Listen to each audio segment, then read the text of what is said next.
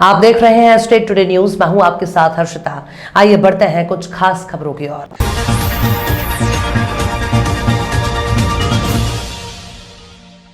भैरवगढ़ थाना क्षेत्र के इलियास खेड़ी में जमीन विवाद के चलते चिंतामन निवासी सोनू महाराज, उसके भाई शैलेंद्र महाराज, साथी तरुण ने अपने 10-15 साथियों के साथ मिलकर जेसीबी की मदद से घनश्याम सिंह नामक किसान के घर पर पहुंचकर कट्टा अड़ाकर उसके बेटे, मां और बहू के साथ मारपीट कर जेसीबी की मदद से मकान तोड़ दिया। वहीं जेसीबी के सामने आकर विरोध करने पर बहू मुस्कान, जो कि गर्भवती थी, उस पर केरोसिन डालकर आग लगा दी। मामले में पुलिस ने प्राणघातक हमले की धाराओं में केस दर्ज किया था, लेकिन अब तक हमले का मुख्य आरोपी पुलिस गिरफ्त से दूर है। वहीं पुलिस पीड़ित परिजनों पर ही दबाव बना रही है ताकि आरोपी को मामले में रियायत मिल सके।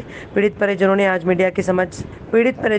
मीडिया के समक्ष आरोप लगाया कि सोनू महाराज जो हमले का मास्टरमाइंड है और मुख्य आरोपी है, वो पुलिस गिरफ्त से अब तक दूर है, जबकि पुलिस ने उसके भाई और साथी को हिरासत में ले लिया है, जबकि जेसीबी ड्राइवर और सोनू महाराज के अन्य साथी जो हमले में शामिल थे वो फरार हैं। पुलिस द्वारा आरोपी को गिरफ्तार करने के प्रयास की बात कही जा रही है। आगे अब आपकी सुनवाई नहीं होती तो क्या करेंगे आप लोग? मैं मुख्यमंत्री तक जाऊंगा, मतलब जो है वहाँ तक जाके इनकी शिकायत करूंगा। इस तरह का दबाव बनता है? ये मेरे बच्चों पर दबाव बना रहे हैं कि मतलब जो है उन्होंने नहीं जलाया, ये तुमने खुद नहीं जलाया है, ऐसा हमें मतलब बार बार मतलब बच्चों पर दबाव बना रहे हैं। क्या नाम है आपका? मेरा नाम है घनश्याम सिंह चौहान। क्या मेरे 7 महीने हैं, मैं प्रेग्नेंट भी हूँ, मैं अपने आप को क्यों जलाऊंगी? बोले खुद ने जलाया कि दूसरों ने जलाया? पुलिस आपके पास आई थी? आई थी, बस वो आज पूछने वाली थी पर अभी नहीं आई। ये जीसीपी भी लेके आए थे। कौन लोग आए थे जेसीबी लेके? ये सोनू महाराज और वो उसका भाई छोटा और 10-5 जने आए थे। वो हमारा गेट तोड़ा, हमारे अध्यक्ष सास को पकड़ के आए, उनको पकड़ के लाए और वहाँ पे जीसीबी खड़ा कर दिया। हमारे घर धड़ा रहे थे, हम सामने हो रहे थे तो बोले कि हट जा। उन्होंने मुझे घिसेटा इधर उधर करा। हमने बोला हम प्रेग्नेंट भी, हमें मत घिसो। फिर भी उन्होंने घिसा, फिर भी धड़ा के हमें अंदर घेर दिया। फिर हम उधर से आए, हमारे पति ने ये भी आए, फिर उनको फ़ोन लगाया था, ये आए, फिर इनको भी लात घुसे कर रहे थे। फिर सारा तोड़ फोड़ करा उन्होंने। हमारे एलसीडी कैमरे, वहाँ पे पैसे भी पड़े थे उसके अंदर, वो भी ले गए। आग किसने लगाई? आग वो सेलू महाराज। उसके अंदर हमने मामला पंजीबद्ध कर लिया है, भैरवगढ़ के अंदर 307 का, उसके और विभिन्न धाराओं में हमने इसमें मामला पंजीबद्ध किया है। उसके बाद हम इसकी इन्वेस्टिगेशन कर रहे हैं।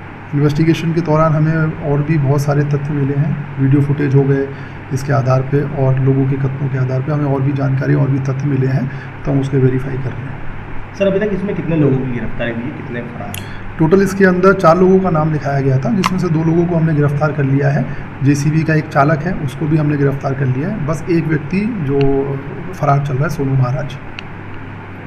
धर्मनगरी उज्जैन में प्रतिवर्ष गंगा दशमी के दिन गंगा दशहरा महोत्सव मनाया जाता है। यहाँ गुरुवार शाम को शिप्रा नदी के रामघाट पर विशेष आयोजन किया गया।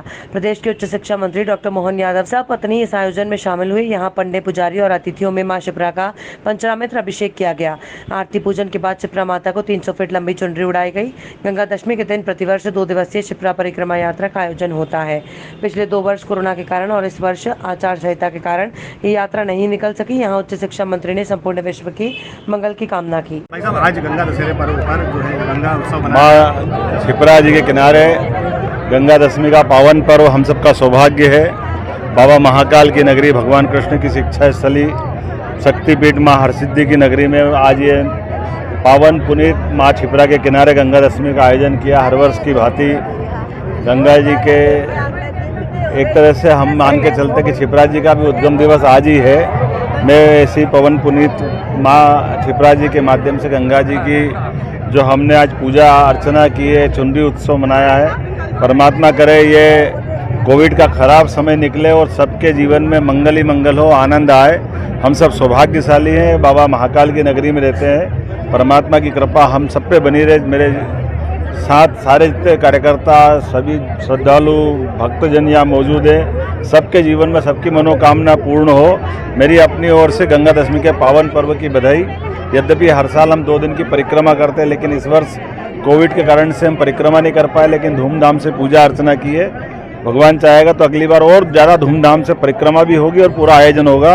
मेरी अपनी ओर से आज के इस अवसर पर सबको बधाई।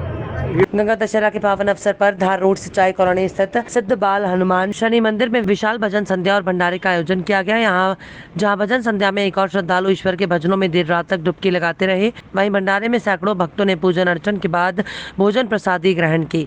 भजन संध्या का शुभारंभ मंदिर के महंत 108 भरतदास जी त्यागी महाराज और गायक कलाकारों ने भगवान हनुमान और शनिदेव का पूजन कर किया।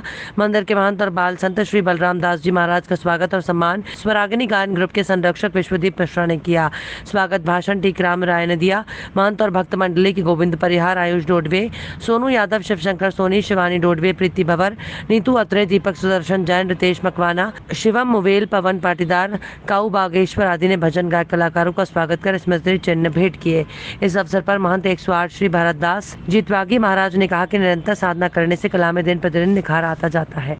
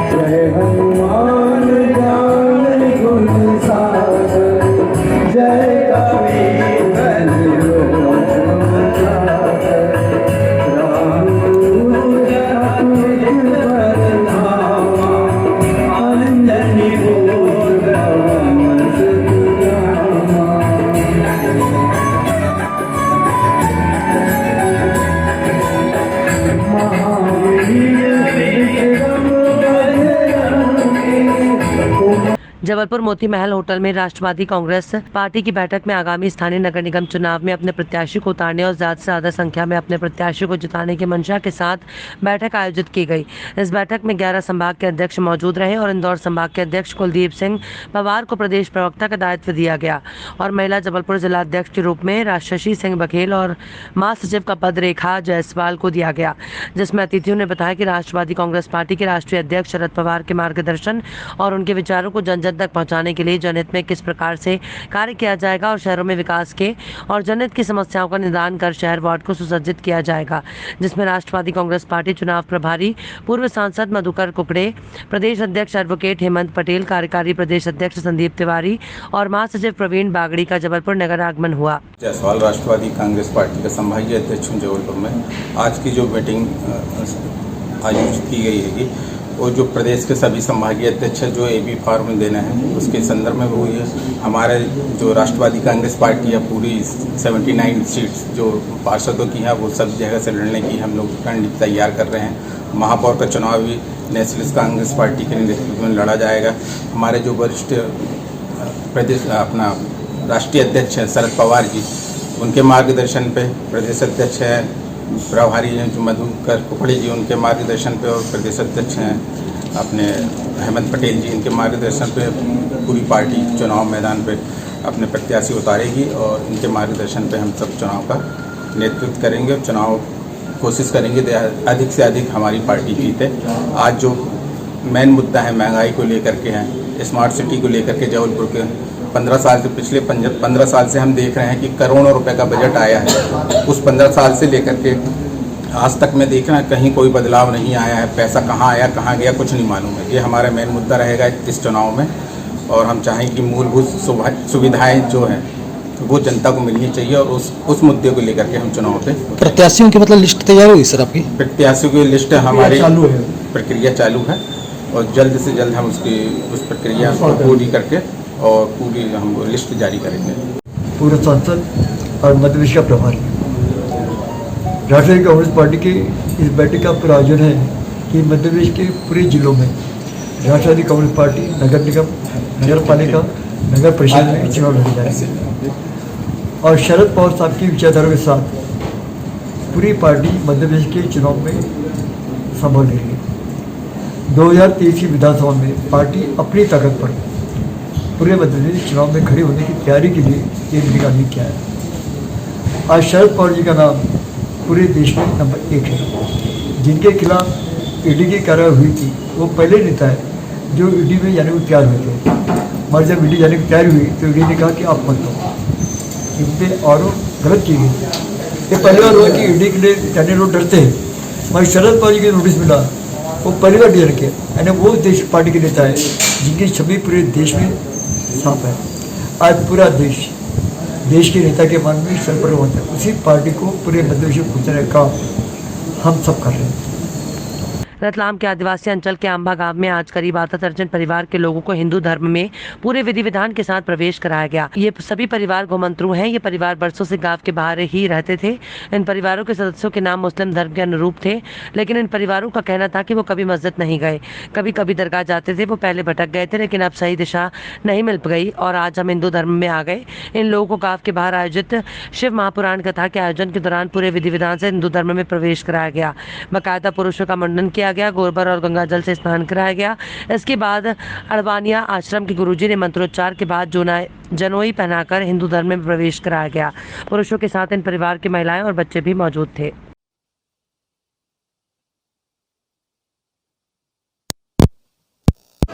मेरा नाम पहले था मोहम्मद सिंह। राम सिंह होने के बाद में धर्म प्रति ये कुछ नहीं, ये हमारे ख़ानदानी से पीढ़ी से हिंदू थे, सुनो कि नहीं। फिर बाद में हिंदू भटक गए थे, मुसलमान का पीछा पकड़ने लग गए थे कि हम मुसलमान बन जाएं, घड़ी में हिंदू रहे। फिर मुसलमान तो हम ये सोचे कि जात में से हिंदू बने थे, हिंदू पैदा हुए तो हिंदू रहना ज़रूरी है। फिर बाद में हम ये इसमें हमारे धर्म में आ गए वापस।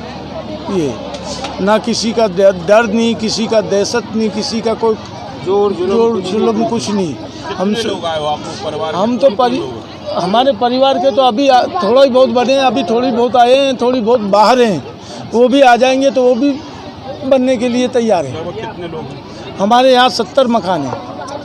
70 क्यों धर्म में वापसी क्यों करी, क्या अब सर सुनो, वापसी कुछ धर्म नहीं है। एक सिर्फ क्या है कि धर्म वापसी हो रहा है किस लिए कि पहले हम जो काम करते थे वो सुन, हमारा जो पहले था जिंदगी के भविष्यवाणी जो हमारी थी हिंदू थी, बाप दादे पीढ़ी भी हिंदू थे, और वो इसी धर्म में हम आने के लिए सोच रहे हैं। हम दिशा से भटक गए थे, हम दिशा से भटक गए थे, तो उस दिशा से हमको वापिस आना जरूरी है। हिंदू धर्म आप सभी के जो नाम है वो मुस्लिम नाम है जी। किस वजह से जो है आप लोग हम फकीर ऐसे नाम से जब आपको पुकारा जाता था, या फिर आप लोगों को आप कहीं वहाँ मस्जिद में कहीं भी जाते थे वहाँ पे भी क्या तिरस्कार की भावना से आपको? हम कभी मस्जिद में नहीं गए, न सुनो न नमाज पढ़े, दरगाह पे जाते थे, कभी दरगाह पे जाते थे जावरा शरीफ, और हम फकीर बन के मांग कर खाते थे। इतना धर्म लाए थे कि हमारा रास्ता जो है फकीरी बन गए थे, फकीर भटक गए थे, फकीरी बन गए थे और फकीर बन के मांग के पैदा करते थे। मतलब आप का काम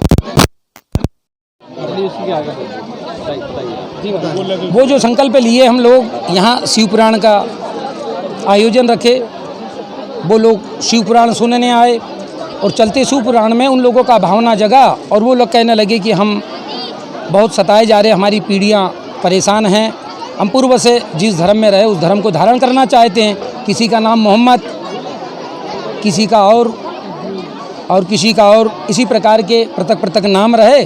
तो उन लोगों का ऐसा आग्रह रहा, उन्होंने अपना आधार कार्ड वोटर ID के साथ में शपथ पत्र एफिडेविट करवा के यहाँ दिया, और सारी समाज के सामने सनातन धर्म को उन लोगों ने स्वीकार किया, और उनका यज्ञोपवित्र हुआ, उनका नामकरण भी हुआ। आज पूर्णाहुति का दिन था, और इसी के उपलक्ष्य में उन लोगों ने वापस अपनी घर वापसी की और सनातन धर्म को उन लोगों ने स्वीकारा। ऐसे कितने लोग थे और अभी कितने और बकाया हैं? लगभग ये लोग 10-12 परिवार हैं अभी वर्तमान में, और कुछ लोग ये बाहर हैं, तो ये भी लोग वापसी आना चाहते हैं। आपका पूरा नाम और मेरा अब इनको धर्म आपने हिंदू धर्म में वापस ले लिया, अब इनके रोजगार वगैरह इनकी क्या व्यवस्था रहेगी? आपने कोई सहयोग मिलेगा इनको? बिल्कुल सहयोग है हमारे लोगों के लिए। अब ये हमारे धर्म में आए हैं तो रोजगार तो जैसे करते कराते हैं, अपनी मजदूरी मेहनत करते हैं क्या, ठीक उसी प्रकार ये अपनी मेहनत मजदूरी करेंगे और समय रहते जो भी जिस प्रकार की सेवा होगी हम लोग तत्पर खड़े रहेंगे। स्वामी आनंद गिरी जी महाराज, अडवाणी आश्रम, पंचमुखी हनुमान मंदिर। खबरों में फिलहाल इतना ही। और भी खबरों के अपडेट्स के लिए आप देखते रहिए स्टेट टुडे न्यूज़।